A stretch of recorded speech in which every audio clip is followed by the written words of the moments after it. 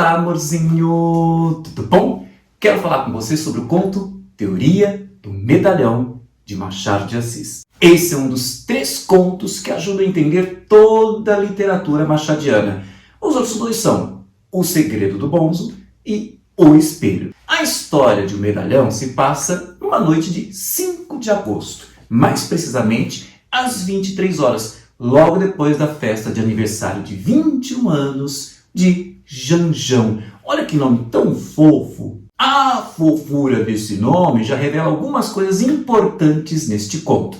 A primeira é a afetividade, né, que vai aparecer no decorrer da narrativa, que é a relação entre pai e filho. A segunda é que o menino ainda tem uma certa inferioridade, porque mesmo tendo completado 21 anos, que é a maioridade absoluta, veja, o menino já tem um diploma, já tem várias apólices no seu nome, mas ele ainda tem muita coisa que aprender. E é esse tema de aprendizagem que vai ser o grande foco do conto, né? Ele é todo baseado, interessante, você não vai ver narrador, é só uma conversa, uma sequência de falas, de diálogos, de discursos diretos entre pai e filho. E o pai diz que vai passar a grande lição da noite, que é a seguinte: o que o menino tem que procurar ser na vida é o quê? Ser um medalhão. Não vá você pensar que é medalhão de comida, né? Um medalhão ao molho madeira. Medalhão aqui significa outra coisa. Na verdade, significam 2 coisas. O primeiro sentido para medalhão é ser notório, é ser famoso, é ser consagrado.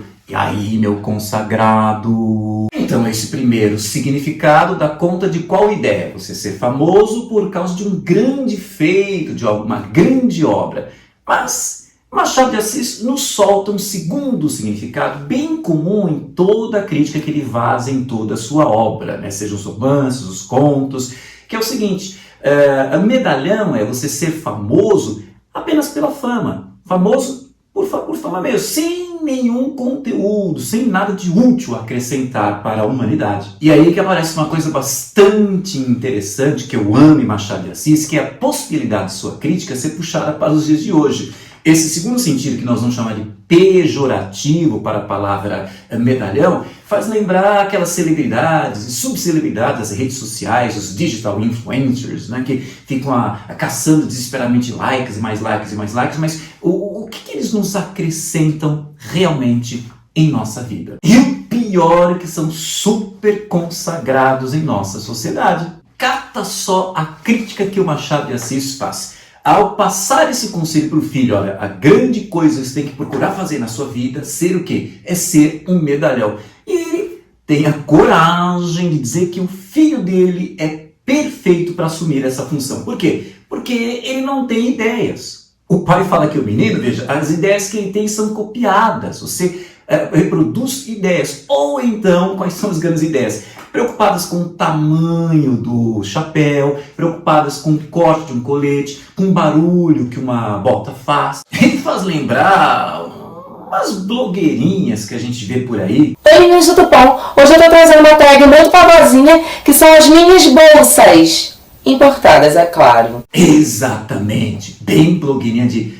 Bom, deixa quieto, vamos ao que interessa, né? O que esse pai ensina ao filho é se dedicar a certas atividades que não estimulam o pensamento. Por exemplo, jogar cartas, porque enquanto as pessoas estão lá em silêncio, concentradas nas cartas, o pensamento não aflora, né, desenvolvido. Ou então jogar bilhar, né, porque engraçado quando ele fala que o jogo de bilhar faz com que as pessoas tenham sempre esse compartilhamento das mesmas ideias. Ele ainda aconselha o filho a não andar sozinho aí na rua, porque quando a gente tá andando assim, tá lá brisando, a gente acaba desenvolvendo ideias. Não, menino, não desenvolva ideias próprias. E olha que inusitado, inesperado, ele até aconselha o menino a frequentar livrarias. Engraçado, parece que é um lugar de intelectualidade.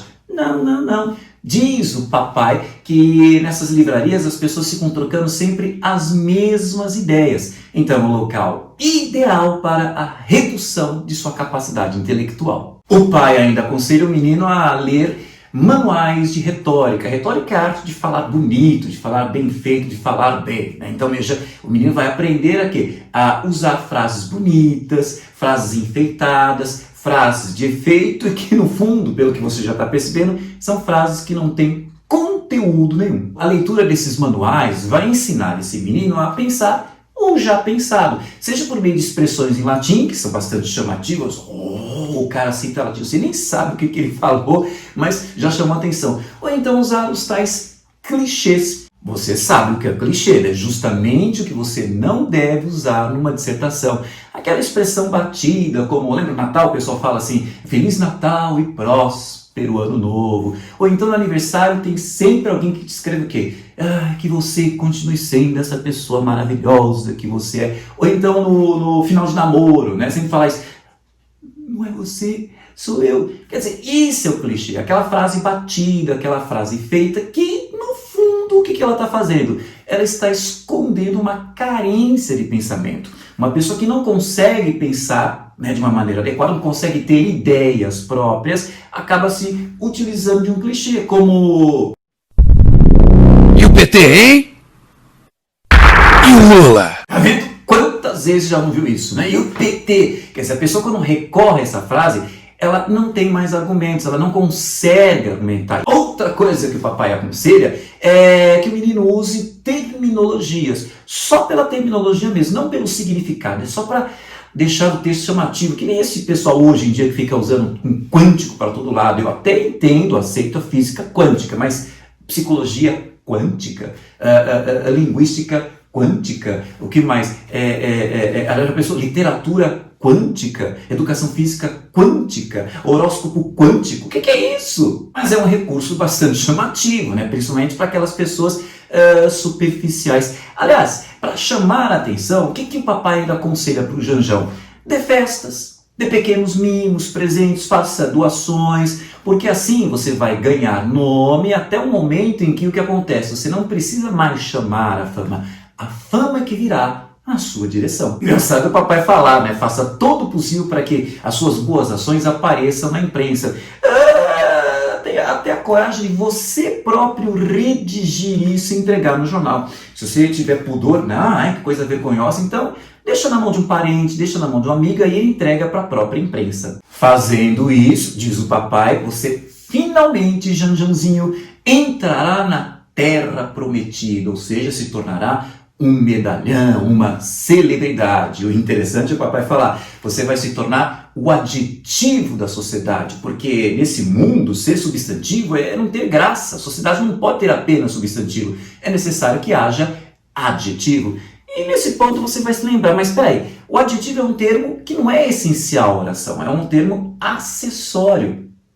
Aqui há uma crítica à sociedade que dá muito mais atenção não ao substantivo, ou seja, ao essencial, e sim ao acessório, ao adjetivo. Outro ponto importante da lição que o papai está passando para Janjão é dizer que um lugar legal, um caminho, um campo legal para o menino se tornar um medalhão é a política. O que é interessante, porque posições políticas indicam ideias, é necessário você ter ideias. Bom, é o que se diz, o papai diz que não é necessário ter ideias, porque, engraçado, ele usa até uma expressão chamada chibolete, quer dizer, é o sotaque, então não interessa a ideia. Na política, a ideia é apenas um sotaque, é um temperinho. Então, se você é do Partido Conservador, se você é do Partido Liberal, ou se você é esquerda ou direita, isso não muda nada, isso é só um detalhe, o que interessa é que está dentro da política.